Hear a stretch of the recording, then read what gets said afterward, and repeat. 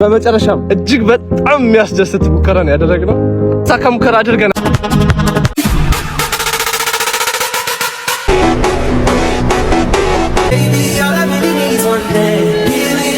የቀጣይ ፕሮጀክታችን ወፍ ነው የሚሆነው።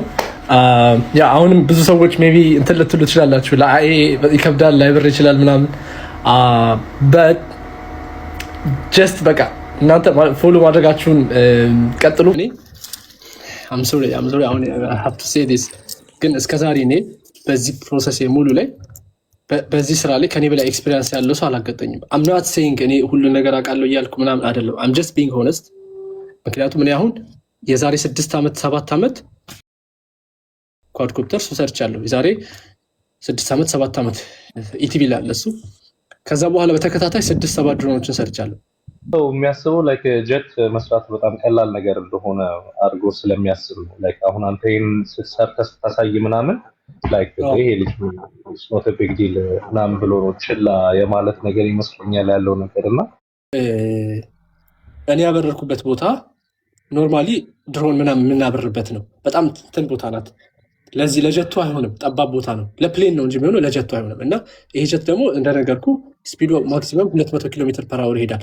ስለዚህ አሁን ኢማጂን እንድታደርግልኝ የምፈልገው ነገር ኖርማሊ ጀቱን ድራይቭ የሚያደርግ ሰው አንደኛ እዛ ውስጥ ስለሆነ ፊት ለፊቱ ያለውን ነገር ያያል። ስለዚህ ወደ ቀኝ ወደ ግራ ማድረግ ይችላል፣ ፕሬዲክት ማድረግ ስለሚችል። እኔ ግን መሬት ላይ ሆነህ ግን በፍጥነት በርቀት 200 ኪሎ ሜትር ፐር አወር ስፒድ እየሄደ ያለን ነገር ኮንትሮል ማድረግ ከባድ ነው ማለት አይ ዶንት ኖ፣ በጣም ቀላል ነገር አይደለም። ገባ እና የተጋጨው በላንድ ማድረግ ስላልቻለ ሳይሆን የንፋስ መጠቆሚያው ጋር ነው ሄዶ የተጋጨው። እና ያኛው እኔ ኤክስፔክት አላደረኩትም። ሁለተኛ ደግሞ ሰፊ ቢሆንና እንደዛ አይነት ነገሮች ባይኖሩ ብለህ ብታስብ በቃ ራንዌይ ብቻ ሌላ ከጎንና ከገኝና ከግራ ምንም አይነት ነገር ቢሆን ከፈለግከው አቅጣጫ መተህ ላንድ ማድረግ ትችላለህ።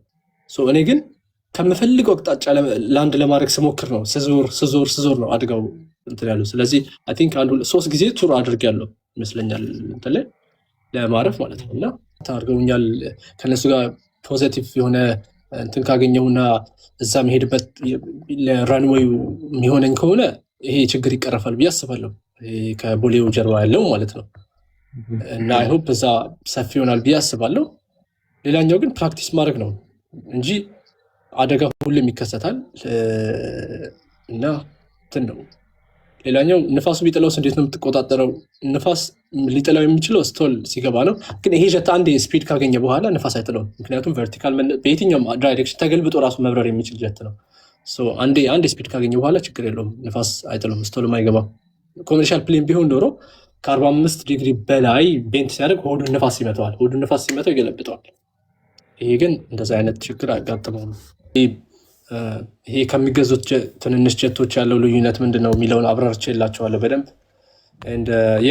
ስለዚህ ጥያቄ ካላችሁ ማንኛውም ጥያቄ I'm ready to answer you guys። በዚህ ደረጃ መድረስ ትልቅ አይደለም። ቴንክ ዩ በጣም ብዙ ስትረግሎች አልፈናል። ቴንክ ዩ አልፌ ዌልካም። ሃይ ይሰማል? ይሰማል። እንዴት ነህ? አለን። ሰላም ነው? እግዚአብሔር ይመስገን ደህና ነኝ። አስተያየት ካለሽ?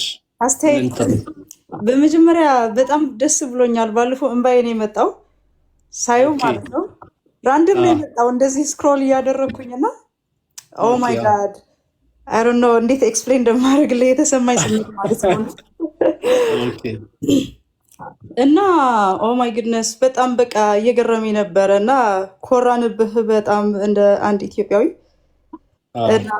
እና እዚህ ስደት እኔ ዋሽንግተን ስቴት ነው የምኖረው እና ስደት ላይ ሆነ ስታየው ደግሞ እንትኖች ላይክ የራስህ ዜጋ እዚህ በጣም እንደ ማይኖሪቲ ነው የምንቆጠረው። ላይክ እንትን በስራም በጣም ዝቅተኛ ስራ የፈለገ የኢትዮጵያ ዲግሪ ይዘህ ብትመጣም ብዙ መማር ያለብህ ነገሮች አሉ እና ምን ያህል ናውሌጅ እንደዚህ አካዳሚክስ የሆኑ ነገሮች እውቀት እንደዚህ ማድረግ እዚህ ያለ ሰው ነው የሚያውቀው ማለት ነው። ምን ያህል ቫልዩ እንደሚደረግ እዚህ በጣም ቫልዩ ይደረጋል በቃ። እና አንተን በማየቴ ደግሞ እጅግ በጣም ነው እንባ የመጣው። ስለ እውነት ነው የምልህ ቤተሰቦቼን መሳሳያቸው ነበር ቪዲዮህን እና ቅድም ላልከው ደግሞ ማለት ነው ይሄ ብዙ ምንድነው ያልከው ስፖንሰርሺፕ ላገኝ እችላለሁ ምናምን ላልከው ላስታውስ የምፈልገው ማለት ነው ፎር ሹር ያው በደንብ ሰክሰስፉል ስትሆን ይወስዱሃል ብዬ ነው የማስበው ሌሎች ካምፓኒዎች ለኢትዮጵያ ላትሰራ ትችላለህ ብዙ ጊዜ እዚህ እንደማየው ነው በጣም ጂኒየስ የሆኑ ሰዎች ለአሜሪካ ለአውሮፓ ሊሆን ይችላል ሲያገለግሉ ነው የምታያቸው እና እንደ ኢትዮጵያዊ አትረሳትም ወይ ኢትዮጵያ ፎር ሹር ዴፊኒትሊ እኔ እየታየኝ ነው ሰክሰስፉል እንደምትሆንና ምንድነው ኮንትሪቢዩት የምታደርገው የምትፈልገው የትም ሀገር አሁን አሜሪካ ብትመጣ ለሌላ ካምፓኒ ብትሰራ ምናምን እንዴት ነው ለኢትዮጵያ ኮንትሪቢዩት ማድረግ የምታስበው ፎር ዘ ፊውቸር? ቱ ቢ ኦነስት እኔ በመጀመሪያ ደረጃ ከኢትዮጵያ ወጥቼ የመስራት አላማው የለኝም። I will give everything what I have ኢትዮጵያ በቃ ነው እንጂ የምሰጠው የስ ብሞትም ገብቶሻል። ይሄ ነገር መጨረሻው ሞት ራሱ ቢሆን ከኢትዮጵያ ውጭ ወጥቼ መስራት እንትኑ የለኝም። እንደዚህ ስልሽ እያላማኝ ነው የምልሽ፣ ምክንያቱም አይ ነው በጣም ብዙ ነገሮች በውስጥ ስለሚያጋጥሙኝ ማለት ነው። ቱ ቢ ኦነስት የዛሬ 4 ዓመት ራሱ ቅድም ሰምተሽኝ ከሆነ ብታዩት ጀቱ አንደኛ በጣም ብዙ ችግሮች ነበሩ። የመጀመሪያው የራንዌይ ችግር ነበር። ሁለተኛው የትረስት ችግር ነበር። ጉልበት አንሶት ነበር። ስለዚህ ጉልበት ማነሱን አለ እኮ ቪዲዮ ፖስት ያደረኩት ቪዲዮ አለና ከፊት ለፊት ማሽን አስቀምጬ የመመዘኛ ትንሿ ማሽን አፍንጫውን ፑሽ እያደረገ ግራውንድ ላይ ያለውን ትረስት ቴስት ሳደርገው ይሄ 1:1 ሬሽዮ መሆን መቻል አለበት። ለምሳሌ ይሄ 100 ኪሎ ከሆነ አየር ላይ ለመነሳት 100 ኪሎ ሞተሩ 100 ኪሎ መግፋት የሚችል ሞተር መሆን መቻል አለበት። 1:1 ሬሽዮ ማለት ዌይቱን ለኪሎግራም ስታካፍሉት ዌይቱን ለሞተሩ ትረስት ስታካፍሉት አንድ መምጣት መቻል አለበት። ሚኒመም ሪኳየርመንቱ ይሄ ነው ጀቱ ለመብረር ማለት ነው። ስለዚህ እሱን ሳትስፋይ አደርግም ነበር። እሱን አስተካከልኩኝ። ከዛ በሁለተኛ ደግሞ የባላንስ ችግር ነበር። በሶስተኛ ባላንስ ችግር ነበር። የባላንሱን ችግር አስተካከልኩኝ። በአራተኛ ሞተሩ እየተሽከረከረ እያለ ከስር ጠጠር ሳክ አድርጎ ሞተር ተቃጠለ፣ ሙሉ ሞተሩ ተበተነ። ስለዚህ ያንን በፊልተር አደረግኩለት ማለት ነው ከስር። 5ኛ 6ኛ ሙከራዎች ላይ ደግሞ የነበረው ችግር ምንድነው? የፓይለቲንግ ችግር ነበር። አፍንጫ ሞተሩ ፕሌኑ ከተነሳ በኋላ እኔ አፍንጫው ከፍ እንዳለ እንደ ኖርማል ፕሌኖች ስለመሰለኝ ይሄ ዴልታ ዊንግ ነው ያለው፣ ክንፉ አጭር ነው። እንደ ሌሎች ፕሌኖች ስለመሰሉኝ ከፍ እንዳለ እለቀዋለሁ። ወዲያው ስለቀው ወዲያ አፍንጫው ኖዝ ዳውን ያደርግና ይወድቃል። ማድረግ የነበረብኝ ምንድነው? ኦልዌይስ ጭራውን ዝቅ አድርጌ አፍንጫው ከፍ እንዳለ በጣም ተነስቶ በጣም በቃ የሚፈልገውን ስፒድ እና አልቲቲዩድ ላይ ከደረሰ በኋላ ነበር መልቀቅ የነበረብኝ። ያ ትልቅ ችግር ነበር። እነዚህን አናሊሲሶች እና እነዚህን ችግሮች ፊክስ ካደረግኩ በኋላ ነው አሁን በትክክል ሊበር የቻለው እና አይ ሆፕ ጥያቄዎችን በትክክል መልሼልሃለሁ ብዬ ተስፋ አደርጋለሁ።